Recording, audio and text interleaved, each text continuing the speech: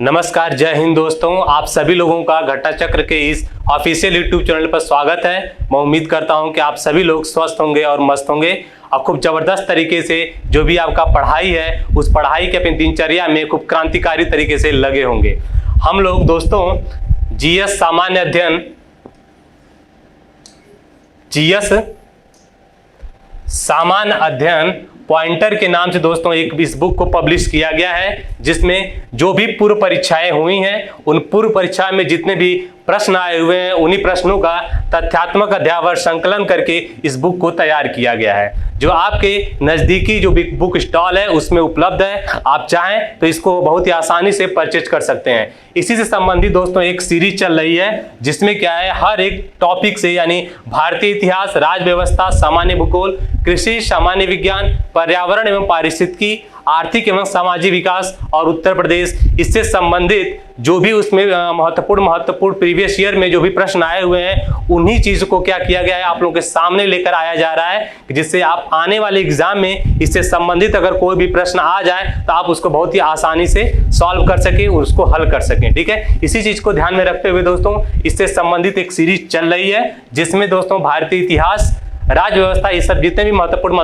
प्रश्न है वो सब आपके सामने क्रमबद्ध तरीके से लेकर के आया जा रहा है। हम लोग दोस्तों जो डिस्कस कर रहे हैं पर्यावरण एवं पारिस्थितिकी यानी इन्वायरमेंट एंड इकोलॉजी को लेकर के, इससे संबंधित अब तक जो है 5 क्लासेज हो चुके हैं। आज आपका 6ठा क्लास है। मैं उम्मीद करता हूं कि वो सब 5 क्लास को आप खूब इंजॉय किए होंगे, खूब आपके एग्जाम के दृष्टिकोण से वो काफी हेल्पफुल होगा, जो आपको समझ में आ रहा होगा, किसी तरह का कोई कंफ्यूजन आपके दिमाग में क्रिएट नहीं हुआ होगा। अगर दोस्तों हम लोग बात करें आज हम लोग को जो बात करना है तो याद रखिएगा महत्वपूर्ण तथ्यों के बारे में, यानी इन्वायरमेंट इकोलॉजी। इसके पहले वाले क्लास में दोस्तों हम लोगों ने बात किया था कि वन्य जीव अभ्यारण्य के बारे में हमने बात किया था, नेशनल पार्क यानी राष्ट्रीय उद्यान के बारे में हमने बात किया था, कि जैव मंडल जो रिजर्व हैं उनके बारे में बात किया था कि वो कौन कौन से हैं, उनका संबंध किस राज्य से है या कहां पर उनकी अवस्थिति है, ये सब चीजें हम लोग देख चुके हैं। उसी कड़ी में दोस्तों हम लोग आज आगे बात करेंगे कि जो भी महत्वपूर्ण फैक्चुअल इंफॉर्मेशन है जो आपके सामने मैं लेकर के आज आया हूं, और या हम लोग उस पर डिस्कस करेंगे। आप लोग इसको नोट करते हुए चलिएगा। आज का जो सेशन है दोस्तों आपके एग्जाम के दृष्टिकोण से काफी ज्यादा महत्वपूर्ण होने वाला है।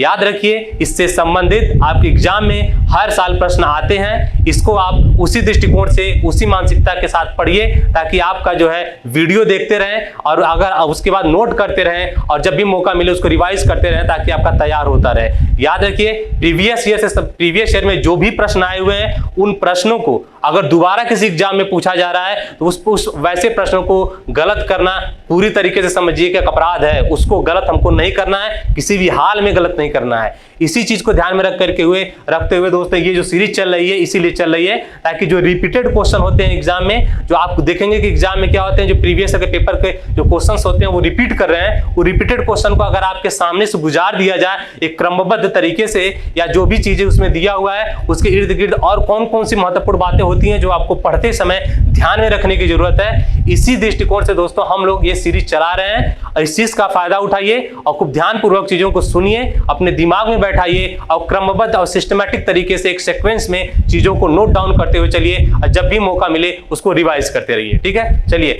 हम लोग बात करते हैं दोस्तों। आज के सबसे पहले पॉइंट पर आते हैं, आपके एग्जाम के दृष्टिकोण से काफी महत्वपूर्ण है। ऐसे ही आप लोग खूब एंजॉय करिए, वीडियो को लाइक करिए, शेयर करिए। घटा चक्र का जो उद्देश्य है, एकमात्र उद्देश्य की अगर बात करें दोस्तों, तो आपको किसी भी स्थिति में चाहे जैसे भी हो आपको सिलेक्शन दिलाना है। ठीक है, हमारी मेहनत है तो आपका उससे कई गुना ज्यादा मेहनत इसमें कारगर होना चाहिए, तभी हम जो है आपको सफल बनाने में महत्वपूर्ण भूमिका निभा सकते हैं। ठीक है, हमारे साथ साथ आप और भी उल्लास और साहस के साथ तैयारी करिए, ताकि आपका जो भी एग्जाम होगा उसको बहुत आसानी से क्रैक करिए। खूब जुनून के साथ, खूब मेहनत के साथ लगिए। ठीक है, चौराहाबाजी नहीं करिए। ठीक है, बाहर घूमिए, निकलिए, लेकिन पढ़ने आपका जो डेली का टारगेट है उस टारगेट को कंप्लीट करिए। फिर उसके बाद जो मन में आए वो करिए। आपको लगेगा कि भी आप जब पढ़ करके उठेंगे, जो भी टारगेट होगा उसके बाद काम करने के लिए जाएंगे, तो आपको उस काम को, दूसरे काम को जो आप पढ़ने के सिवा करना चाहते हैं उसमें आपको मजा भी आएगा। ठीक है, तो पहले प्रायोरिटी सेट करिए, उसके बाद जो है फर्स्ट प्रायोरिटी क्या है, सेकंड प्रायोरिटी क्या है, उसके हिसाब से अपने दिनचर्या को सेट करिए। और जो आपका टारगेट है उस टारगेट के इर्द गिर्द जो है 24 घंटा अपने दिमाग को, अपने आंख को, अपने कान को चारों तरफ उसी के इर्द गिर्द क्या करिए, घुमाते रहिए। चलिए आज के सेक्शन का जो पहला पॉइंट है जो बहुत ही महत्वपूर्ण है दोस्तों, तो भारत में स्थापित राष्ट्रीय उद्यान की बात करते हैं। तो भारत में स्थापित जो प्रथम राष्ट्रीय उद्यान कौन सा है, आपके एग्जाम में काफी पूछा गया है, काफी बार पूछा गया है इससे संबंधित प्रश्न। इसको आप जितना स्टार लगा सकते हैं उतना स्टार लगा लीजिए, बहुत ही महत्वपूर्ण ये प्रश्न है। पूछ सकता है कि भारत में प्रथम राष्ट्रीय उद्यान कौन सा है। याद रखिएगा भारत का जो प्रथम राष्ट्रीय उद्यान है दोस्तों, हम लोग उसको बोलते हैं जिम कॉर्बेट राष्ट्रीय उद्यान। बात करें इसकी स्थापना की, तो याद रखिएगा दोस्तों जिम कॉर्बेट राष्ट्रीय उद्यान की स्थापना कब हुई थी, तो 1936 में 1936 में हुई थी। और इसकी उपस्थिति की बात करें या इसका संबंध किस राज्य से, इसके बारे में हम लोग पहले भी बात कर चुके हैं। तो याद रखिएगा ये उत्तराखंड राज्य में स्थित है, ठीक है। तो आपके एग्जाम के दृष्टिकोण से सबसे पहला पॉइंट ये याद रखिए कि भारत का जो प्रथम राष्ट्रीय उद्यान है, सबसे पहले वो याद रखिए कौन सा है, जिम कॉर्बेट राष्ट्रीय उद्यान है। दूसरा यहां याद रखने की जरूरत है ये किस वर्ष स्थापना किया गया था, तो 1936 में स्थापना किया गया था। और तीसरा याद रखिएगा इसके बारे में, इसका संबंध उत्तराखंड राज्य से है, जिसका राजधानी कहां पर है, देहरादून में। चलिए जिम कॉर्बेट राष्ट्रीय उद्यान के और बारे में बात करें, तो जिम कॉर्बेट राष्ट्रीय उद्यान को दोस्तों हम लोग पहले इसको हम लोग हैली के नाम से भी जानते थे, ठीक है। अगर आपसे पूछ दे कि निम्नलिखित में से किसे हैली के नाम से जाना जाता है, तो याद रखिएगा जिम कॉर्बेट राष्ट्रीय उद्यान को हम लोग हैली के नाम से भी जानते हैं, जिसका स्थापना 1936 ईस्वी में हुआ था। चलिए आते हैं आज के दूसरे पॉइंट पे, भारत का सबसे बड़ा राष्ट्रीय उद्यान, ठीक है। यह भी आपके एग्जाम में काफी बार पूछा हुआ है। तो याद रखिएगा जो भारत का जो सबसे बड़ा राष्ट्रीय उद्यान है दोस्तों, वो हेमिस राष्ट्रीय उद्यान है, जो हमको लद्दाख यानी लद्दाख के लेह में हमको देखने को मिलता है, जो क्या है वर्तमान समय में एक केंद्र शासित प्रदेश है, ठीक है। तो याद रखिएगा भारत का जो सबसे बड़ा राष्ट्रीय उद्यान है तो कौन सा है, हेमिस राष्ट्रीय उद्यान है, जिसका संबंध लद्दाख केंद्र शासित प्रदेश से है, ठीक है। चलिए आते हैं दोस्तों अगले पॉइंट पे।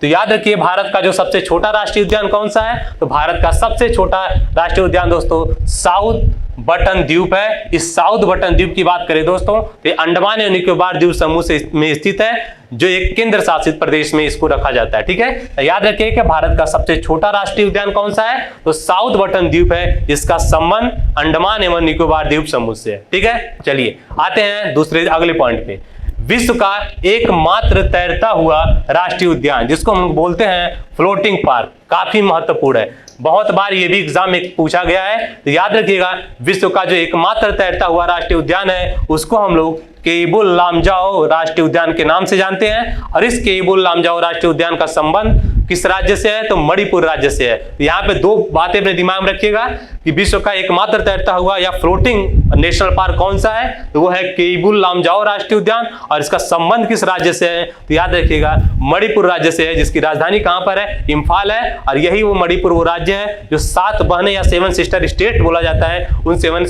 सिस्टर स्टेट्स में से ये एक है। चलिए जो भारत का उत्तर पूर्वी राज्य है। आते हैं दोस्तों आज के अगले महत्वपूर्ण पॉइंट पे, एशियाई शेरों के लिए प्रसिद्ध है। ये भी आपके हाल ही में एग्जाम हुए हैं जो उसमें देखेंगे, ये भी पूछा गया है एशियाई शेरों के लिए प्रसिद्ध कौन सा राष्ट्रीय उद्यान है। तो याद रखिएगा जो गिरवन है जो गुजरात में स्थित है वो क्या है, एशियाई शेरों के लिए प्रसिद्ध है। तो राष्ट्रीय उद्यान जो है, सबसे पहले राष्ट्रीय उद्यान या वन्य जीव अभयारण्य के बारे में अगर पढ़ना है तो याद रखिएगा सबसे पहले ये पढ़ना है कि वो किस राज्य से संबंधित है, और उसके बाद उसकी क्या क्या महत्वपूर्ण विशेषताएं हैं, किस प्रजाति के लिए जाना जाता है, ये सब आपके एग्जाम के दृष्टिकोण से महत्वपूर्ण पॉइंट है। तो जिस सीक्वेंस में पढ़ाने का प्रयास मैं कर रहा हूं उसी सीक्वेंस में दोस्तों आप भी अपने पढ़ाई को क्या करिए, जारी रखिए, ताकि अगर किसी भी टॉपिक को आप पढ़ रहे हैं तो टॉपिक के चारों तरफ अगर कोई भी टॉपिक मान लीजिए आप प्रिपेयर कर रहे हैं, कोई भी टॉपिक प्रिपेयर कर रहे हैं दोस्तों, तो याद रखिएगा इस टॉपिक के बारे में आपको खुद सोचना पड़ेगा कि क्या क्या प्रश्न बन सकता है। अपने दिमाग को घुमाइए और अपने से प्रश्न बनाने का प्रयत्न करिए। आपको देखिएगा एग्जाम में अगर इस टॉपिक से जिसको आप पढ़े हुए हैं किसी भी तरह का प्रश्न आएगा बहुत ही आसानी से कर लेंगे, ठीक है। इसी को हम लोग दोस्तों स्मार्ट स्टडी बोलते हैं। तो वर्तमान समय में कंपटीशन को ध्यान में रखते हुए स्मार्ट स्टडी करने की बहुत ज्यादा जरूरत है, तो वैसे ही पढ़िए। चलिए अब आते हैं दोस्तों अगले पॉइंट पे, एक सींग वाला गैंडा। ये भी काफी बार आपने सुना होगा। एक सींग वाला गैंडा के लिए कौन सा राष्ट्रीय उद्यान प्रसिद्ध है? तो याद रखिएगा दोस्तों, जो जलदपारा राष्ट्रीय उद्यान है जो पश्चिम बंगाल में है, और जो काजीरंगा राष्ट्रीय उद्यान है दोस्तों असम में है, ये दोनों ही राष्ट्रीय उद्यान एक सींग वाले गैंडे के लिए प्रसिद्ध है। अक्सर एग्जाम में आपको ये देखने को मिलेगा, अक्सर पूछता है कि काजीरंगा या जो असम में स्थित जो राष्ट्रीय उद्यान काजीरंगा है वो किसके लिए प्रसिद्ध है? तो याद रखिएगा एक सींग वाले गैंडे के लिए प्रसिद्ध है। और दूसरा भी ये भी रखिएगा कि जो पश्चिम बंगाल में स्थित जो जलदपारा राष्ट्रीय उद्यान है ये भी एक सींग वाले गैंडे के लिए क्या है? प्रसिद्ध है। ठीक है, चलिए दोस्तों आते हैं अगले पॉइंट पे। सबसे अधिक बाघ पाया जाता है। याद रखिएगा दोस्तों, सबसे अधिक बाघ जो है मध्य प्रदेश के बांधवगढ़ राष्ट्रीय उद्यान है, बांधवगढ़ है, वहां पर पाया जाता है। तो सबसे अधिक बाघ कहां पाया जाता है? तो राज्य का नाम पूछे तो मध्य प्रदेश, उसके बाद राज्य में घुस करके पूछता है तो याद रखिएगा जो बांधवगढ़ है वहां पर सबसे अधिक बाघ पाया जाता है। ठीक है, चलिए आते हैं अगले पॉइंट पे। एकमात्र क्षेत्र जहां कश्मीरी टैग जिसको हम लोग हुंगल के नाम से भी जानते हैं, याद रखिएगा कश्मीरी टैग को हम लोग क्या बोलते हैं? हुंगल के नाम से भी जानते हैं। ये कहां पर पाया जाता है? तो याद रखिएगा दोस्तों, जम्मू कश्मीर जो कि वर्तमान समय में एक केंद्र शासित प्रदेश बन गया है, वहीं पर स्थित एक राष्ट्रीय उद्यान है जिसका नाम है दाचिगम राष्ट्रीय उद्यान। इसी दाचिगम राष्ट्रीय उद्यान में दोस्तों जो कश्मीरी टैग है जिसको हम लोग हुंगल भी कहते हैं पाया जाता है। और ये सिर्फ और सिर्फ एकमात्र ऐसा राष्ट्रीय उद्यान है जहां पर हमको कश्मीरी टैग देखने को मिलता है। कश्मीरी टैग और हुंगल के बारे में क्या क्या महत्वपूर्ण बातें थी वो सब हम लोग देख चुके हैं। मैं उम्मीद करता हूं कि आप लोगों को भी दिमाग में ये सब याद होगा अगर आप लोग उसको रिवाइज कर रहे होंगे तब। चलिए आते हैं दोस्तों आज के अगले पॉइंट पे।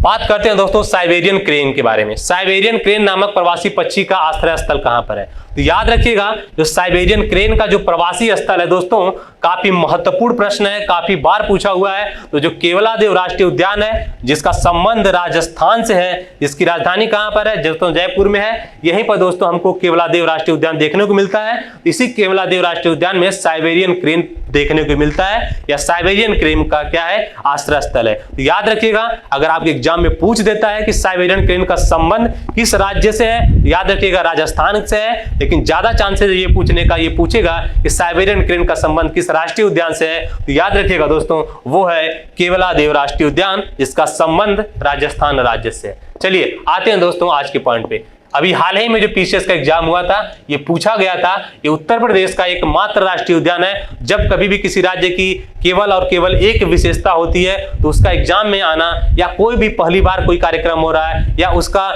प्रथम बार कोई या फर्स्ट टाइम जो किसी वजह से वो चर्चा में है, इस तरह के जो न्यूज होते हैं वो हमेशा एग्जाम के दृष्टिकोण से काफी ज्यादा महत्वपूर्ण हो जाते हैं। तो जहां पर भी ये सब चीजें आ जाती हैं वहां पर तुरंत आपको रुकने की जरूरत है, उस टॉपिक को तैयार करने की जरूरत है, और उसके इर्द गिर्द कौन कौन सी महत्वपूर्ण बातें हो सकती हैं उस सब महत्वपूर्ण बातों को एक जगह लिख करके बार बार रिवाइज करने की जरूरत है। ठीक है, तो याद रखिएगा। बात करते हैं दोस्तों उत्तर प्रदेश की। उत्तर प्रदेश में एकमात्र राष्ट्रीय उद्यान है जिसको हम लोग क्या बोलते हैं? दुधवा राष्ट्रीय उद्यान बोलते हैं। ये दुधवा राष्ट्रीय उद्यान दोस्तों कहां पर देखने को मिलता है उत्तर प्रदेश में? तो याद रखिएगा लखीमपुर खीरी में ये राष्ट्रीय उद्यान क्या है? उपस्थित है। ठीक है, यानी उत्तर प्रदेश में एकमात्र राष्ट्रीय उद्यान है जिसको हम लोग दुधवा राष्ट्रीय उद्यान बोलते हैं। इसका संबंध लखीमपुर खीरी से है। हाल ही में जो 2022 का जो पीसीएस का पेपर हुआ था उसमें ये क्वेश्चन आया हुआ है, और ये भी नहीं, ये रिपीटेड क्वेश्चंस है। ठीक है, ये रिपीटेड प्रश्न है। इसके पहले भी बहुत सारे एग्जाम हुए हैं जिसमें ये पूछा हुआ है। तो आप देख सकते हैं ये जो प्रश्न जो है बार बार रिपीट होते हैं, आते रहते हैं एग्जाम में, उसको हमेशा दिमाग में रखने की जरूरत है। इसीलिए प्रीवियस ईयर के जो भी पेपर हैं, जो भी प्रश्न आए हुए हैं, उनको हमको देख करके, उनको तैयार करके ही एग्जाम में जाना चाहिए, ताकि अगर उससे संबंधित प्रश्न आ जाए तो आप उसको हल करने के लिए पूरी तरीके से तैयार रहें। चलिए आते हैं दोस्तों आज के अगले पॉइंट पे। भारत में क्षेत्रफल के आधार पर, याद रखिएगा क्षेत्रफल के आधार पर, एक जगह दोस्तों हमको लग रहा था किसी कंफ्यूजन, सेकंड लेक्चर जो है इन्वायरमेंट एंड इकोलॉजी का, वहां पर हमने बात किया था आर्द्रभूमि वेटलैंड के बारे में। तो वहां पर जो मैंने गुजरात का नाम लिया था, तो याद रखिएगा गुजरात जो राज्य है जहां पर आर्द्रभूमि क्षेत्र जो है सबसे ज्यादा पाया जाता है, तो वहां पर दोस्तों हम लोग बात किए थे क्षेत्रफल के आधार पर। अगर क्षेत्रफल के आधार पर मैंने वहां पर बात किया था, हो सकता है मुझे क्षेत्रफल कहना, हो सकता है मिस्टेक हो गया और नहीं कहा हूं, तो वहां पर आप लोग करेक्शन कर लीजिएगा कि क्षेत्रफल के आधार पर भारत में जो सबसे बड़ा, सबसे ज्यादा राष्ट्रीय उद्यान पाया जाता है तो वो गुजरात राज्य है। अगर नंबर के बारे में पूछता है कि नंबर के हिसाब से सबसे ज्यादा कहां पाया जाता है, तो उत्तर प्रदेश है। ठीक है, इस चीज को आप लोग देख लीजिएगा। चलिए आते हैं दोस्तों इस पॉइंट पे। तो भारत में क्षेत्रफल के आधार पर सबसे बड़ा वन्य जीव अभयारण्य कौन सा है? तो याद रखिएगा, काफी महत्वपूर्ण प्रश्न है। जो कच्छ डिजर्ट है, जिसका संबंध गुजरात राज्य से है, ये जो राष्ट्रीय वन्य जीव अभयारण्य है दोस्तों, ये भारत में क्षेत्रफल के आधार पर सबसे बड़ा वन्य जीव अभयारण्य है। ठीक है, अगर आपके एग्जाम में पूछ देता है तो इस चीज को अपने दिमाग में पूरी तरीके से बैठा लीजिए। चलिए आते हैं दोस्तों अगले पॉइंट पे। उत्तर प्रदेश का सबसे बड़ा वन्य जीव अभयारण्य, तो याद रखिएगा अगर बात करता है उत्तर प्रदेश का, तो उत्तर प्रदेश का जो सबसे बड़ा वन्य जीव अभयारण्य है दोस्तों, तो वो है हस्तिनापुर वन्य जीव अभयारण्य। ये सब बहुत ही महत्वपूर्ण प्रश्न है, आपके एग्जाम में जरूर किसी न किसी तरह से आपको देखने को मिलेगा। ये सब जो आज का लेक्चर है और इसके बाद एक और लेक्चर है, वो दोनों लेक्चर जो है फैक्ट से जितने भी महत्वपूर्ण चीजें हैं जो आपके पर्यावरण 5 की एग्जाम में आ सकते हैं, वो सबको मैं एक जगह संकलित करके क्रमबद्ध तरीके से आपके सामने लेकर के आ रहा हूं। इस चीज को जितनी बार आपको मौका मिले, या तो आप उसको नोट कर लीजिए या वीडियो को फर्स्ट टाइम धीरे धीरे, उसके बाद थोड़ा सा स्पीड बना करके 2-3 बार देख लेंगे तो पूरी तरीके से आपके दिमाग में सेट हो जाएगा। तो याद रखिएगा, उत्तर प्रदेश का जो सबसे बड़ा वन्य जीव अभयारण्य है वो हस्तिनापुर वन्य जीव अभयारण्य है। चलिए आते हैं दोस्तों अगले पॉइंट पे। उत्तर प्रदेश का सबसे छोटा वन्य जीव अभयारण्य कौन सा है? तो याद रखिएगा, उत्तर प्रदेश का जो सबसे छोटा वन्य जीव अभयारण्य है दोस्तों, महावीर स्वामी वन्य जीव अभयारण्य है। ठीक है, कौन सा है? भारत का अगर पूछ देता है उत्तर प्रदेश का सबसे बड़ा, तो हस्तिनापुर वन्य जीव अभयारण्य, और सबसे छोटा उत्तर प्रदेश का पूछता है तो महावीर स्वामी वन्य जीव अभयारण्य। इसका संबंध कहां से है दोस्तों? ये ललितपुर में स्थित है। कहां पर? ललितपुर में। ठीक है, चलिए आते हैं अगले पॉइंट पे। जितना भी पॉइंट बता रहा हूं काफी महत्वपूर्ण है, इसको ध्यान में रखिएगा। आते हैं दोस्तों अगले पॉइंट पे। वह राष्ट्रीय उद्यान या अभयारण्य जिसे विश्व प्राकृतिक धरोहर के नाम से जाना जाता है, वह कौन सा राष्ट्रीय उद्यान या अभयारण्य है जिसे विश्व प्राकृतिक धरोहर के नाम से जाना जाता है? तो याद रखिएगा, जो केवलादेव राष्ट्रीय उद्यान है, इसको हम लोग विश्व प्राकृतिक धरोहर के नाम से जानते हैं। अगर आपके एग्जाम में पूछ देता है कि निम्नलिखित में से किस राष्ट्रीय उद्यान को हम लोग विश्व प्राकृतिक धरोहर के नाम से जानते हैं, तो अपने दिमाग में बैठा लीजिए इसको कि उसको हम लोग केवलादेव राष्ट्रीय उद्यान के नाम से जानते हैं, जिसको हम लोग विश्व प्राकृतिक धरोहर भी कहते हैं। ठीक है, चलिए आते हैं दोस्तों अगले पॉइंट पे। ये भी काफी बार पूछा हुआ है, इसको भी याद रखिएगा। वैसे हमको जो है इंटरनेशनल लेवल पे या तो अदर किसी कंट्री में राष्ट्रीय उद्यान या वन्य जीव अभयारण्य वगैरह के बारे में पढ़ने की जरूरत नहीं है। इस वाले को मैं देख रहा था, काफी पूछा हुआ है ये, ताकि आगे वाले एग्जाम में अगर आ जाए तो आप गलत ना करें। तो याद रखिएगा, जो येलोस्टोन राष्ट्रीय उद्यान है, इसका संबंध किससे है? येलोस्टोन राष्ट्रीय उद्यान का संबंध संयुक्त राज्य अमेरिका से है। ठीक है, किससे है दोस्तों? संयुक्त राज्य अमेरिका से। चलिए आते हैं अगले पॉइंट पे। सर्वाधिक संभावनीय स्थान जहां कस्तूरी मृग, दोस्तों किसके बारे में बात कर रहे हैं? कस्तूरी मृग अपने प्राकृतिक आवास से मिल सकता है। यानी कस्तूरी मृग उस स्थान के बारे में बताना है जहां पर कस्तूरी मृग के पाए जाने की संभावना काफी ज्यादा है, या जहां पर हमको कस्तूरी मृग आसानी से देखने को मिल सकता है। तो याद रखिएगा दोस्तों, वो है अस्कोट वन्य जीव अभयारण्य, जो किस राज्य में स्थित है? उत्तराखंड में स्थित है। और एक है दोस्तों गंगोत्री राष्ट्रीय उद्यान, जो कहां पर है? उत्तराखंड में स्थित है। ये सब हम लोग बात कर चुके हैं। तो याद रखिएगा, जो कस्तूरी मृग है उसका संबंध उत्तराखंड राज्य में स्थित अस्कोट वन्य जीव अभयारण्य और गंगोत्री राष्ट्रीय उद्यान से। ठीक है, चलिए आते हैं अगले पॉइंट पे। यूनेस्को के द्वारा एक प्रोग्राम चलाया गया था। पहली बात, इस प्रोग्राम के बारे में याद रखिए कि मैब का फुल फॉर्म क्या है? याद रखिए, मैन एंड बायोस्फीयर प्रोग्राम। मैब का फुल फॉर्म क्या है? याद रखिएगा, मैन एंड बायोस्फीयर प्रोग्राम। ठीक है, तो ये प्रोग्राम को शुरू किसने किया था? याद रखिएगा, इसको शुरू किया था यूनेस्को ने। किसने दोस्तों? यूनेस्को के द्वारा इसको शुरू किया गया था। इसके बारे में और यूनेस्को वगैरह के बारे में हम लोग पढ़ चुके हैं, तो बहुत ज्यादा उस पर हमको जो है चीजों को बार बार पढ़ने की जरूरत नहीं है। तो जो प्रोग्राम है man and biosphere programme, MAP, जिसकी शुरुआत यूनेस्को के द्वारा की गई थी, इसको 1971, ये गलत है, टाइपिंग में मिस्टेक है, इसको याद रखिएगा, इसको 1971 ईस्वी में शुरू किया गया था। ठीक है, कब? 1971 ईस्वी में। ठीक है, तो ये किसके द्वारा शुरू किया गया था? मैप प्रोग्राम को यूनेस्को के द्वारा कब शुरू किया गया था दोस्तों? 1971 में शुरू किया गया था। और इस मैप प्रोग्राम की अगर बात करें दोस्तों, तो इसका क्या मतलब है? याद रखिएगा, ये जो प्रोग्राम है ये चलाया गया था कि लोगों को, यानी जो हम लोग हैं या मनुष्य है, उनका पर्यावरण के साथ संबंध किस तरह से हो, ये वैज्ञानिक आधार पे इसको तय करने के लिए इस प्रोग्राम को चलाया गया था। ठीक है, यानी मानव और पर्यावरण के बीच में जो वैज्ञानिक आधार पर संबंध को बताने के लिए इस प्रोग्राम को 1971 में 1971 ईस्वी में यूनेस्को के द्वारा शुरू किया गया था। किस प्रोग्राम को? याद रखिएगा, मैप प्रोग्राम को। ठीक है, ये कब शुरू किया गया? ये गलत है, याद रखिएगा 1971 में। चलिए आते हैं दोस्तों अगले पॉइंट पे। बात करते हैं दोस्तों चमकीले नीले धब्बों के साथ मखमली काले पंखों वाली ब्लू मॉर्मॉन। इसके बारे में याद रखिएगा, ब्लू मॉर्मॉन तितली को सर्वप्रथम राज्य तितली, यानी जो राज्य तितली का दर्जा के रूप में घोषित किया गया था। तो सबसे पहले यहां पर जो याद रखने वाली चीज है कि ब्लू मॉर्मन क्या है, याद रखिएगा जो ब्लू मॉर्मन है दोस्तों वो तितली की एक प्रजाति है। सबसे पहले इस चीज को दिमाग में रखिए। दूसरे बारे में, इसकी विशेषता के बारे में बात करें, ये चमकीले नीले धब्बे के साथ ये मखमली पंखों वाली होती है। ठीक है, यानी इसका जो पंख होता है वो मखमली होता है और चमकीले नीले रंग धब्बों वाला होता है। ठीक है, तो इसको हाल ही में महाराष्ट्र राज्य के द्वारा, किसके द्वारा? महाराष्ट्र के द्वारा क्या है, राज्य तितली का दर्जा दिया गया है। अगर आपके एग्जाम में पूछ देता है कि जो ब्लू मॉर्मन तितली है उसको किस राज्य ने राज्य तितली का दर्जा दिया है, तो याद रखिएगा उसको महाराष्ट्र राज्य ने क्या किया है? राज्य तितली का दर्जा दिया है। ठीक है, चलिए आते हैं दोस्तों अगले पॉइंट पे।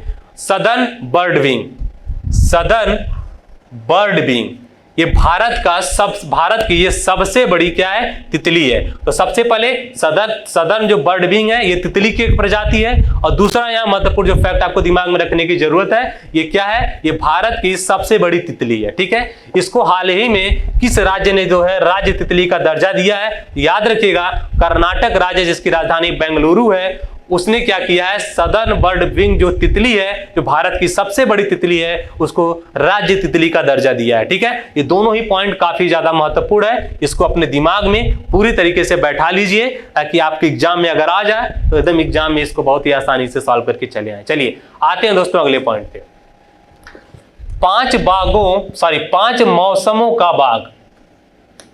5 मौसमों का बाग स्थित है। ठीक है, यहां पे ये मौसम है, 5 मौसमों का बाग स्थित है। याद रखिएगा दोस्तों 5 मौसमों का बाग हमको महरौली के समीप देखने को मिलता है। वही महरौली स्तंभ जिसको आप इतिहास के बारे में काफी पढ़े होंगे, वहीं पर दोस्तों हमको 5 मौसमों का बाग जो है देखने को मिलता है। ठीक है, कहां पर? महरौली में ये स्थित है। ये चीज को भी दिमाग में आप लोग रखिएगा। चलिए आते हैं दोस्तों अगले पॉइंट पे।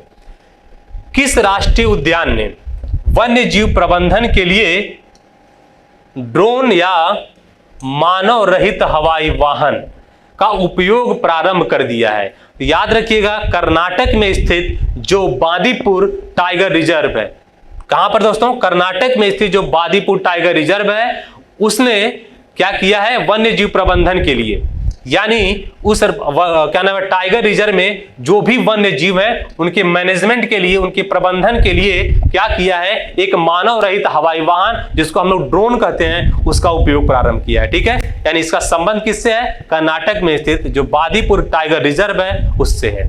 चलिए आते हैं दोस्तों अगले पॉइंट पे। Great Indian hornbill.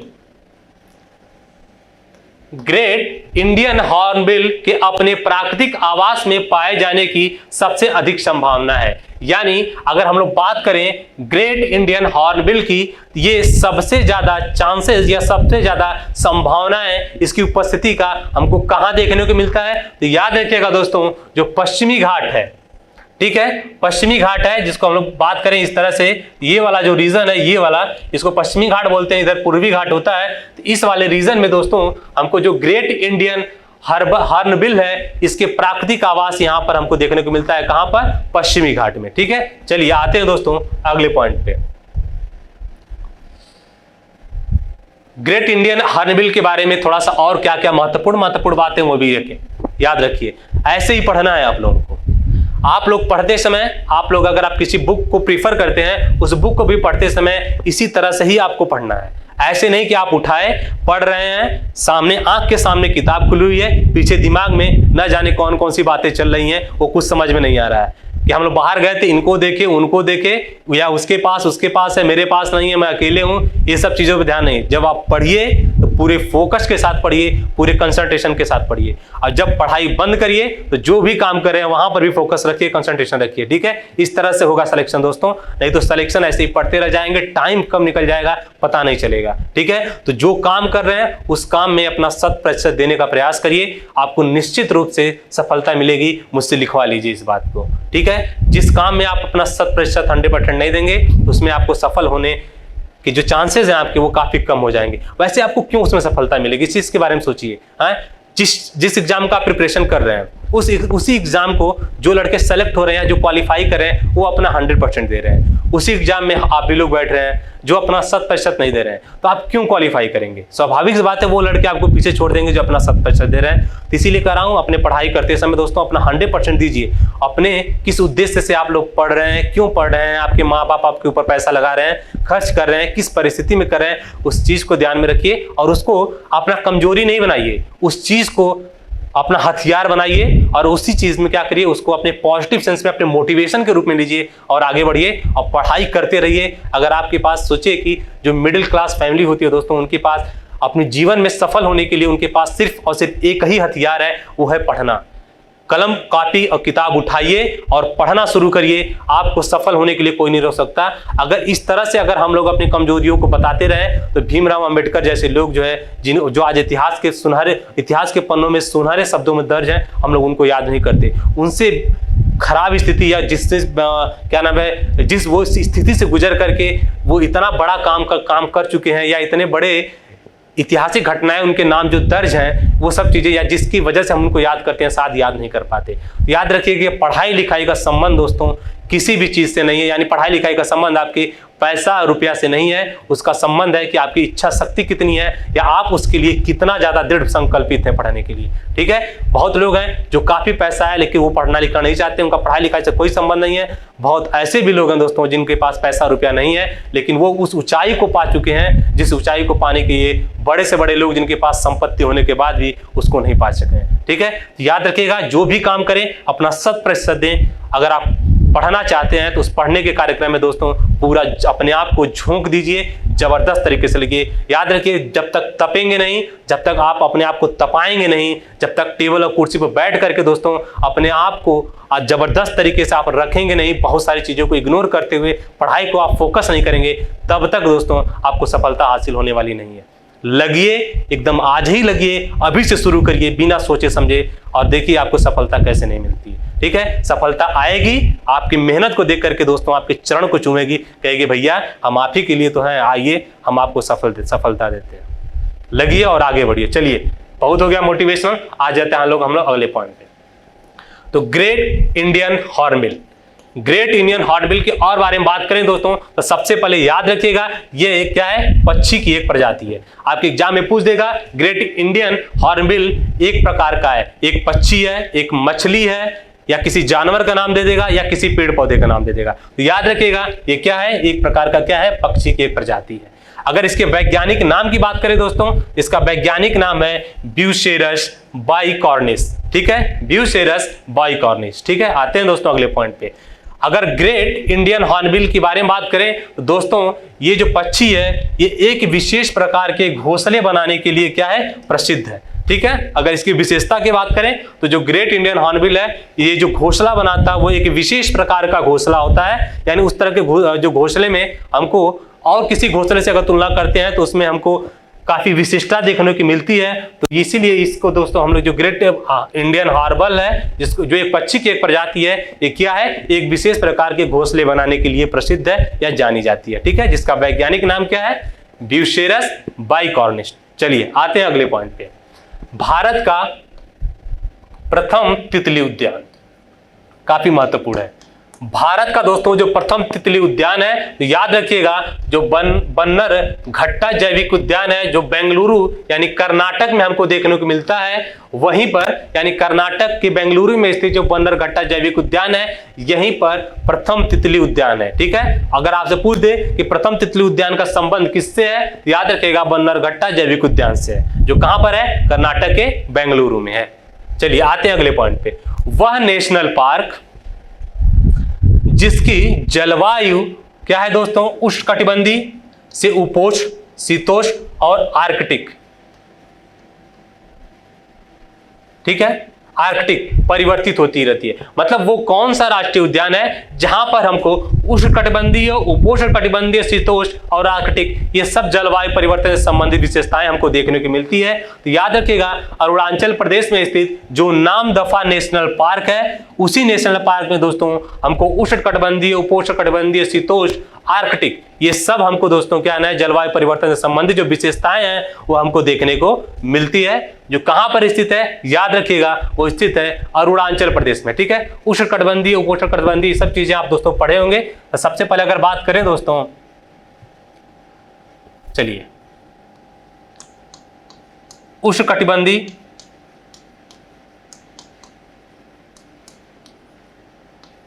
फिर आता है दोस्तों इसके जस्ट ऊपर उपोष्ण कटिबंधीय, ठीक है, फिर आता है दोस्तों समशीतोष्ण,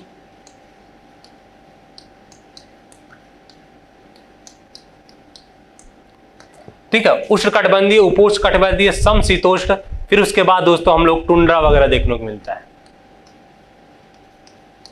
ठीक है। जैसे जैसे दोस्तों हम लोग ऊपर से नीचे आते हैं वैसे वैसे तापमान हमको बढ़ता हुआ देखने को मिलता है। यानी जो उष्णकटिबंधीय क्षेत्र है वहां पर तापमान ज्यादा होता है, उपोष्ण कटिबंधीय क्षेत्र में तापमान इससे कम होता है, समशीतोष्ण में और कम, और टुंड्रा वाले रीजन में तापमान काफी ज्यादा कम हमको देखने को मिलता है। तो याद रखिएगा, उष्णकटिबंधीय, उपोष्ण कटिबंधीय, शीतोष्ण और आर्कटिक जो परिवर्तन, आर्कटिक परिवर्तित या इससे संबंधित जो भी जलवायु परिवर्तन संबंधित बातें हैं, जो कैसे उष्णकटिबंधीय, उपोष्ण, शीतोष्ण संबंधित, ये हमको कहां देखने को मिलता है, याद रखिएगा, अरुणाचल प्रदेश में स्थित जो नामदफा नेशनल पार्क है वहां पर देखने को मिलता है। अरुणाचल प्रदेश जो उत्तर पूर्व का एक राज्य है, या जो 7 सिस्टर स्टेट्स है उसमें से ये भी एक है, जिसका राजधानी कहां पर है, याद रखिएगा दोस्तों, इसका राजधानी है ईटानगर, ठीक है। सबसे जो आसान है, जो हम लोग शुरू से ही क्लास 5, 6 से ही घर वाले रटवाना शुरू कर देते हैं, स्कूल में भी रटवाना, राज्य कौन कौन से भारत के, उनकी राजधानी कहां कहां पर है, वो सब दिमाग में बैठा लीजिए। कभी कभी इस तरह के आसान क्वेश्चन भी एग्जाम में आ जाते हैं, और इस तरह से आसान क्वेश्चन अगर गलत हो जाते हैं दोस्तों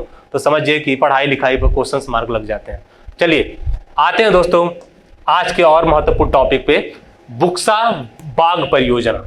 सबसे पहले यहां पर याद रखिएगा मेरे भाइयों कि जो बुक्सा बाग परियोजना है 1983 ईस्वी में क्या हुआ था, इसकी स्थापना या इसकी शुरुआत हुई थी। तो बुक्सा पार्क अगर पूछ देता है आपसे कि बुक्सा बाग परियोजना की शुरुआत कब हुई थी, याद रखिएगा वर्ष 1983 ईस्वी में। और ये भारत के किस राज्य से संबंधित है, तो याद रखिएगा बुक्सा बाग परियोजना का संबंध है पश्चिम बंगाल से है, जिसका कैपिटल कहां पर है दोस्तों, इसका कैपिटल है कोलकाता, ठीक है। तो बुक्सा बाग परियोजना कब शुरू हुई थी, 1983 में, और इसका संबंध किस राज्य से है, तो पश्चिम बंगाल से। चलिए आते हैं अगले पॉइंट पे, सुक्ला फांटा वन्य जीव अभ्यारण्य। सुक्ला फांटा जो वन्य जीव अभ्यारण्य है दोस्तों, हमारा जो पड़ोसी देश है नेपाल है, जिसका राजधानी कहां, काठमांडू देखने को मिलता है दोस्तों, इसी जगह सुक्ला फांटा वन्य जीव अभ्यारण्य देखने को मिलता है। ये कभी कभी आपके एग्जाम में आएगा, वैसे इतना आपको जो है भारत के सिवा किसी और देश का पढ़ने की कोई जरूरत नहीं है। कुछ कुछ जो एग्जाम में आए हुए हैं उसको सिर्फ मैं आपको एक दिमाग में लेकर के आ जा रहा हूं, ताकि अगर कभी भी पूछ देता है मैच द फॉलोइंग वगैरह करके, तो आप बिना सोचे समझे अगर एक बार देखे होंगे तो मार के चले आएंगे। तो याद रखिएगा सुक्ला फांटा वन्य जीव अभ्यारण्य, उसका संबंध किस देश से है, तो नेपाल से। चलिए आते हैं दोस्तों, नीलगिरी की जो मेघ बकरियां, नीलगिरी की मेघ बकरियां पाई जाती है। याद रखिएगा जो नीलगिरी की जो मेघ बकरियां पाई जाती है दोस्तों, केरल राज्य में स्थित, जिसका कैपिटल कहां है, तिरुवनंतपुरम है। इरावकुलम जो राष्ट्रीय पार्क है या इरावकुलम जो राष्ट्रीय उद्यान है जो केरल में स्थित है, वहीं पर नीलगिरी की जो मेघ बकरियां हैं वो पाई जाती है। एग्जाम में पूछ देता है कि नीलगिरी की मेघ बकरियों का संबंध किस राज्य से है, तो केरल से है, या किस राष्ट्रीय पार्क से या नेशनल पार्क से है, याद रखिएगा इरावकुलम जो राष्ट्रीय पार्क है उससे है। चलिए आते हैं दोस्तों अगले पॉइंट पे, विश्व का सबसे बड़ा वनस्पतिक उद्यान। विश्व का सबसे बड़ा वनस्पतिक उद्यान की बात करें दोस्तों, याद रखिएगा इंग्लैंड में स्थित जो क्यू है वहीं पर दोस्तों हमको सबसे बड़ा, विश्व का सबसे बड़ा वनस्पतिक उद्यान देखने को मिलता है, ठीक है। इस चीज को भी दिमाग में रखिएगा। चलिए इंग्लैंड के बारे में आप लोग सबको पता ही है, इसकी राजधानी के बारे में पता है, लंदन वगैरह, लंदन देखने को मिलता है, और इंग्लैंड के बारे में आप लोग मॉडर्न हिस्ट्री में तो जबरदस्त तरीके से पढ़े ही होंगे कि किस तरह से अंग्रेजों का हमारे देश पर शासन था, किस तरह से उनकी शोषण प्रवृत्ति थी, उनकी वजह से क्या क्या चीजें हमारे भारत देश में हुई और 1947 में वो किस तरह से हमारे देश से खदेड़े गए। तो याद रखिएगा, यहीं पर इंग्लैंड में स्थित जो क्यू है वहीं पर विश्व का सबसे बड़ा वनस्पतिक उद्यान हमको देखने को मिलता है। चलिए आते हैं दोस्तों अगले पॉइंट पे, भारत का सबसे बड़ा बाघ रिजर्व। याद रखिएगा, भारत का जो सबसे बड़ा बाघ रिजर्व है दोस्तों, आंध्र प्रदेश में स्थित जो नागार्जुन सागर श्रीशैलम बाघ रिजर्व है, ये भारत का सबसे बड़ा बाघ रिजर्व है। ठीक है, इस चीज को भी नोट डाउन करिए। आते हैं दोस्तों अगले पॉइंट पे, भारत का सबसे दक्षिण में स्थित बाघ रिजर्व कौन सा है। तो याद रखिएगा, भारत का सबसे सदर्न या सबसे दक्षिण में स्थित जो बाघ रिजर्व है, तमिलनाडु में स्थित जो कालकड़, तमिलनाडु में स्थित जो कालकड़ मदथुरैयथ है दोस्तों। ठीक है, मदथुरई जो बाघ रिजर्व है जो तमिलनाडु राज्य में स्थित है, यह भारत का सबसे दक्षिण में स्थित बाघ रिजर्व है। अगर आपसे पूछ देता है कि भारत के सबसे दक्षिण में स्थित कौन सा बाघ रिजर्व है, तो याद रखिएगा कालकड़ मदथुरई जो बाघ रिजर्व है जिसका संबंध तमिलनाडु राज्य से है वो है। चलिए आते हैं दोस्तों अगले पे, विश्व का सर्वाधिक ऊंचाई पर स्थित बाघ रिजर्व कौन सा है। तो विश्व का सर्वाधिक ऊंचाई पर स्थित अगर बाघ रिजर्व की बात करें तो अरुणाचल प्रदेश में स्थित जो नामदफा बाघ रिजर्व है दोस्तों, ये विश्व का सर्वाधिक ऊंचाई पर स्थित बाघ रिजर्व है। इस चीज को भी आप लोग अपने दिमाग में सेट कर लीजिए कि अरुणाचल प्रदेश में स्थित जो नामदफा बाघ रिजर्व है, ये विश्व का सर्वाधिक ऊंचाई पर स्थित क्या है, बाघ रिजर्व है। चलिए आते हैं दोस्तों अगले पॉइंट पे, विश्व में सर्वाधिक बाघ घनत्व यानी डेंसिटी की बात कर रहा है। ठीक है, विश्व में सर्वाधिक बाघ घनत्व वाला रिजर्व कौन सा है, यानी कम एरिया में या कोई एक फिक्स एरिया ले लें दोस्तों, उस एरिया में ज्यादा से ज्यादा बाघों की संख्या की बात करें तो बाघ घनत्व की उसका तात्पर्य होता है बाघ घनत्व से। तो विश्व में सर्वाधिक बाघ घनत्व की बात करें तो कौन सा रिजर्व है, तो असम में स्थित जो काजीरंगा बाघ रिजर्व है दोस्तों, यहां पर बाघों का घनत्व या बाघ घनत्व जो है सबसे ज्यादा हमको देखने को मिलता है। पूरे वैश्विक स्तर पे असम में स्थित जो काजीरंगा है, यहां पर सर्वाधिक बाघ घनत्व वाला ये रिजर्व है। ठीक है, इस चीज को भी दिमाग में रखिएगा। चलिए आते हैं अगले पॉइंट पे, बात करते हैं दोस्तों क्षेत्रफल की दृष्टि से। क्षेत्रफल की दृष्टि से भारत का सबसे छोटा रिजर्व या सबसे छोटा बायो रिजर्व कौन सा है, याद रखिएगा क्षेत्रफल की दृष्टि से सबसे छोटा जो बायो रिजर्व है इसको हम लोग बोलते हैं बोर बाघ रिजर्व। ये कहां पर देखने को मिलता है दोस्तों, ये देखने को मिलता है बोर बाघ रिजर्व महाराष्ट्र में स्थित है। तो क्षेत्रफल की दृष्टि से क्या है, ये भारत का सबसे छोटा रिजर्व है जो कहां पर स्थित है, महाराष्ट्र राज्य में स्थित है। चलिए आते हैं अगले पॉइंट पे, टाइगर राज्य के नाम से जाना जाता है, मतलब भारत का वो कौन सा राज्य है जिसको हम लोग टाइगर रिजर्व के नाम से जानते हैं। याद रखिएगा दोस्तों, मध्य प्रदेश जिसका राजधानी भोपाल है, वही उसी राज्य को दोस्तों हम लोग टाइगर रिजर्व के नाम से जानते हैं। जब किसी चीज को किसी विशेषता की वजह से जानते हैं तो याद रखिएगा इसका मतलब ये हुआ कि वहां पर वो चीज या तो काफी ज्यादा पाई जाती होगी या तो वो सिर्फ वहीं पर पाई जाती होगी या कुछ विशेषताएं और होंगी जिसकी वजह से वो राज्य में उस राज्य में वो क्या है, एक चर्चा के विषय है। तो याद रखिएगा जो टाइगर रिजर्व है, उस टाइगर रिजर्व या टाइगर राज्य के नाम से हम लोग किसको जानते हैं, मध्य प्रदेश को जानते हैं। ठीक है, इस चीज को दिमाग में रखिएगा। सबसे अधिक बाघों की संख्या तथा सबसे अधिक बाघ अभयारण्य, यानी इस दोनों ही दृष्टिकोण से, किस दृष्टिकोण से दोस्तों, बाघों की संख्या सबसे ज्यादा और दूसरा सबसे अधिक बाघ अभयारण्य, इस दोनों ही दृष्टिकोण से सबसे अधिक राज्य की बात करें वो कौन सा राज्य है जहां पर बाघों की संख्या भी सबसे अधिक देखने को मिलती है और बाघ अभयारण्य भी हमको सबसे ज्यादा देखने को मिलता है। याद रखिएगा दोस्तों, वो राज्य है मध्य प्रदेश। कौन सा राज्य है दोस्तों, मध्य प्रदेश। यानी बाघों की संख्या के मामले में सबसे अधिक मध्य प्रदेश है, दूसरे स्थान पर दोस्तों हमको कर्नाटक देखने को मिलता है। ये भी दिमाग में रखिएगा। और कभी भी ऑप्शन में आपको अगर मध्य प्रदेश नहीं दिया है, उसके बाद पूछ रहा है कि सबसे अधिक बाघों की संख्या कहां पर है, तो अगर उसमें कर्नाटक राज्य है तो आप उसको जो है टिक कर सकते हैं। ठीक है, चलिए ये दोनों ही पॉइंट को याद रखिएगा, काफी एग्जाम के दृष्टिकोण से काफी महत्वपूर्ण। आते हैं अगले पॉइंट पे, दुर्लभ बाघ सफेद बाघ, जो दुर्लभ सफेद बाघ के लिए प्रसिद्ध है। याद रखिएगा उड़ीसा राज्य में स्थित जो नंदकन कानन है दोस्तों, वो दुर्लभ सफेद बाघों के लिए प्रसिद्ध है। अगर आपसे पूछ दे कि दुर्लभ सफेद बाघों के लिए कौन सा राज्य प्रसिद्ध है, तो याद रखिएगा उड़ीसा है। अगर उससे पूछ देता है कि उड़ीसा में कौन सी जगह है, तो याद रखिएगा दोस्तों जो नंदन कानन है उड़ीसा में स्थित है, वो दुर्लभ सफेद बाघों के लिए क्या है, प्रसिद्ध है। ठीक है, चलिए आते हैं अगले पॉइंट पे, बाघ संरक्षण यानी बाघ संरक्षण पर प्रथम एशियाई मंत्री स्तरीय सम्मेलन हुआ था।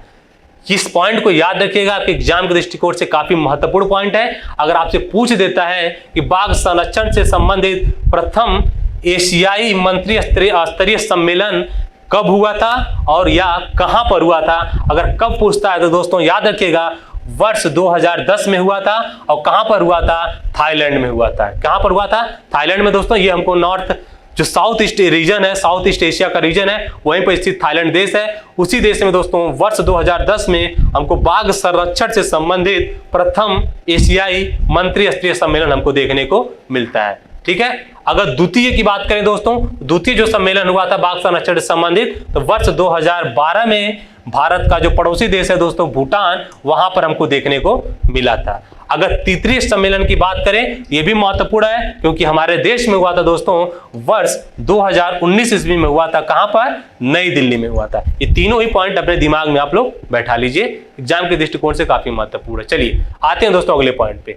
बाघों एवं उनके प्राकृतिक आवासों के संरक्षण के लिए विश्व का पहला बाघ शिखर सम्मेलन कहां शुरू किया गया था? याद रखिएगा, इसके पहले जब भी हम लोग बात किए थे दोस्तों, तो हम लोग एशियाई मंत्री स्तरीय सम्मेलन की बात किए थे। बाघ संरक्षण से संबंधित एशियाई मंत्री स्तरीय सम्मेलन की बात किए थे। लेकिन यहां पर हम लोग बात कर रहे हैं कि बाघों उनके एवं उनके प्राकृतिक आवासों के संरक्षण के लिए विश्व का, ठीक है, कहां पर? विश्व का पहला बाघ शिखर सम्मेलन कहां पर हुआ था? तो याद रखिएगा दोस्तों, यह भी वर्ष 2010 में ही हुआ था। लेकिन कहां पर देखने को मिला था? रूस में स्थित दोस्तों जो सेंट पीटर्सबर्ग है, वहीं पर बाघ एवं उनके प्राकृतिक आवास के संरक्षण से संबंधित जो पहला बाघ शिखर सम्मेलन हुआ था, कहां पर हुआ था? 2010 में रूस में स्थित सेंट पीटर्सबर्ग में। इसमें रूस काफी ज्यादा चर्चा के विषय है क्योंकि काफी दिनों से रूस और यूक्रेन के बीच में जबरदस्त तरीके से लड़ाई चल रही है। ठीक है, तो याद रखिएगा आपके एग्जाम के दृष्टिकोण से यूक्रेन और रशिया दोनों ही महत्वपूर्ण है। उनकी राजधानी कहां पर है, उनकी अवस्थिति कहां पर है, या उनके पड़ोसी देश कौन कौन से, या वो किस किस देश के साथ सीमा बनाते हैं, उनका भारत के दृष्टिकोण से वो किस तरह से महत्वपूर्ण है, या भारत जो है वहां पे जो भारत के नागरिक फंसे हुए थे उनको भारत में किस अभियान के तहत अपने यहाँ उनको लेकर के आता। ये सब पॉइंट आपके एग्जाम के दृष्टिकोण से काफी ज्यादा महत्वपूर्ण है। जो भी देश चर्चा के विषय है उस देश के बारे में, उनके भौगोलिक स्थिति, उनका भारत के क्या संबंध है, या वो उनकी सीमा जो है किस किस देश के साथ लगती है, या वो किसी अगर उनके आसपास कोई समुद्र से तटीय सीमा है उस तटीय सीमा के बारे में भी, ये सब पॉइंट आपको एग्जाम की तरह के क्या करना चाहिए, तैयार कर लेना चाहिए, जो आपके एग्जाम में पूछ सकता है। ठीक है, चलिए आते हैं अगले पॉइंट पे। आज का दोस्तों, आज का ये अंतिम पॉइंट है, ये भी काफी महत्वपूर्ण है, इसको कहीं नोट कर लीजिए। ये भी आपको कहीं ना कहीं एग्जाम में देखने को मिलेगा। हम लोग कुछ महत्वपूर्ण परियोजनाओं के बारे में बात करेंगे। इसके पहले भी हम लोग काफी महत्वपूर्ण जो भी परियोजनाएं थी उसको हम लोग देख चुके हैं। ठीक है, चलिए आते हैं, बात करते हैं दोस्तों गिद्ध संरक्षण प्रोजेक्ट के बारे में। तो याद रखिएगा सर दोस्तों, वर्ष 2006 में गिद्ध संरक्षण प्रोजेक्ट चलाया गया था। अगर आपसे पूछ देता है कि गिद्ध संरक्षण प्रोजेक्ट किस वर्ष चलाया गया था, तो याद रखिए 2006 में चलाया गया था। ठीक है, चलिए बात करें दोस्तों गिर सिंह परियोजना की, तो याद रखिएगा 1972 ईस्वी में गिर सिंह परियोजना को चलाया गया था। ठीक है, ये सब अपने एक जगह क्या कर लीजिए, नोट कर लीजिए और रिवाइज करते रहिए। और बात करें दोस्तों हाथी परियोजना की, ये भी हम लोग बात कर चुके हैं। 1992 यानी 1992 में हाथी परियोजना चलाई गई थी। ठीक है, चलिए अगर बात करें हांगलू परियोजना की दोस्तों, तो हांगलू परियोजना 1970 ईस्वी में चलाई गई थी। ये वर्ष जरूर दिमाग में रखिएगा, ये मैच द फॉलोइंग करके भी आ सकता है, या ये सीधे सीधे आपको एग्जाम में क्या करेगा, देखने को मिल जाएगा, पूछ देगा कि हाथी परियोजना किस वर्ष चलाया गया था, 1992 में, 1993 में, 1994 में या 1995 में। तो याद रखिएगा 1992 में।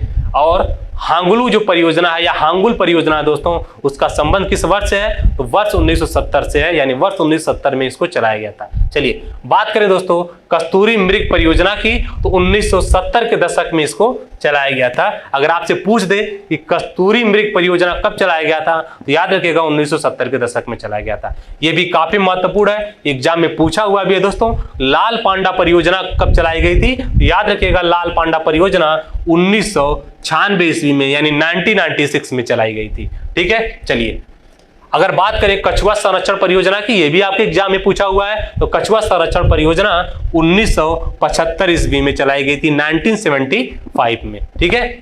अगर आपसे पूछ देता है गैंडा परियोजना के बारे में, तो गैंडा परियोजना कब चलाया गया था? तो गैंडा परियोजना चलाया गया था 1987 यानी 1987 ईस्वी में। और आज का अंतिम अगर बात करें पॉइंट की, तो याद रखिएगा जो घड़ियाल प्रजनन परियोजना है, घड़ियाल प्रजनन परियोजना दोस्तों 1975 यानी 1975 ईस्वी में चलाया गया था। चलिए, मैं उम्मीद करता हूं ये सेशन आपके एग्जाम के दृष्टिकोण से काफी ज्यादा महत्वपूर्ण होगा और आप इसको अच्छे से नोट किए होंगे और इसको बार बार रिवाइज करिए। अब तक पर्यावरण पारिस्थितिकी से संबंधित जो आपकी पॉइंटर है, जीएस पॉइंटर है, उसमें जो भी महत्वपूर्ण बातें हैं या उससे संबंधित और कौन कौन सी बातें हो सकती हैं, वो सब बातें हम लोग डिस्कस कर चुके हैं। एक क्लास और बचा हुआ है, कुछ और महत्वपूर्ण बातें हैं, उसको लेकर के हम लोग पर्यावरण पारिस्थितिकी को क्या करेंगे, खत्म करेंगे। फिर उसके बाद जीएस पॉइंटर संबंधित और भी जो लेक्चर आ रहे हैं, वैसे ही आप लोग क्या करिए, एंजॉय के साथ देखिए और उसको और डिटेल से पढ़ने के लिए आप उस बुक को मार्केट से आसानी से परचेज कर सकते हैं। और इस वीडियो के साथ या इस जो भी इस लेक्चर को नोट किए हुए हैं, उस नोट करने के बाद भी उसको देख सकते हैं, कुछ पॉइंट और भी मिल जाते हैं तो आप उसको नोट करते हैं। ऐसे ही पढ़िए, जबरदस्त तरीके से पढ़िए, क्रांतिकारी तरीके से पढ़िए। फिर हम लोग कुछ और महत्वपूर्ण बातें या कुछ और पर्यावरण और पारिस्थितिकी से संबंधित कुछ और फैक्चुअल इंफॉर्मेशन अगले लेक्चर में आपको साथ लेकर के आते हैं। फिर मिलते हैं दोस्तों, नमस्कार, जय हिंद।